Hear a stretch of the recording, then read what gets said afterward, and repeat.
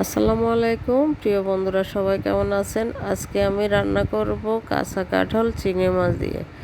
তো এটাকে ইঁচড় বলে বা কাঁঠালের তরকারি বলে। তো আমি সব তরকারিগুলো আগে কেটে নিয়ে পরে কাঁঠাল কাটবো, কারণ বটি দিয়ে কাঁঠাল কাটলে কষের জন্য আমি আর কিছু কাটতে পারবো না। তো আমি কাঁঠালটাকে কেটে সব কিছু আগে কেটে নিয়েছি। কাঁঠালটাকে কেটে ধুয়ে এখন একটু সিদ্ধ করে নেব।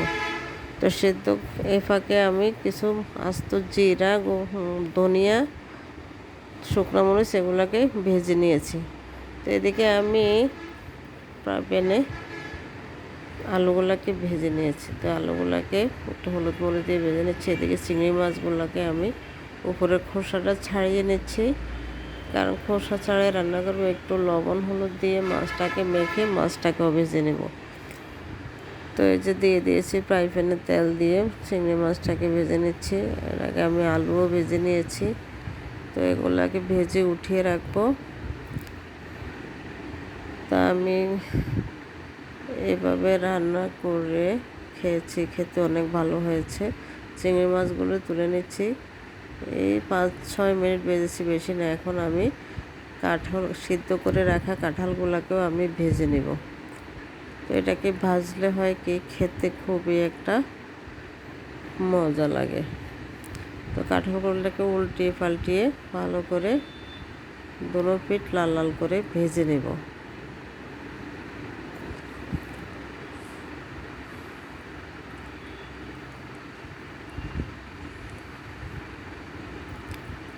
তো কাঁঠালগুলোকে উঠিয়ে নিচ্ছি, ভাজা হয়ে গেছে। এই দেখুন কীভাবে লাল লাল করে ভেজেছি। তো এখন আমি একটা পাতিল বসায় দিয়েছি। পাতিলে দিয়ে দিয়েছি সরিষার তেল, তেজপাতা, দারুচিনি, লং, এলাচি দিয়ে সব মশলাগুলো দিয়ে আমি এখানে মশলাগুলো কষিয়ে এখন আলুটা দিয়ে দিচ্ছি। তো এখানে আমি টমেটো ব্লান্ড করে দিয়েছি, কয়টা কাঁচামরিচও ব্লান্ড করে দিয়েছি। তো এটা আর আপনাদেরকে দেখাই নাই, কারণ ভিডিও সব কিছু দেখাতে গেলে ভিডিও অনেক লম্বা হয়ে যায়, তা আপনারা পছন্দ করেন না।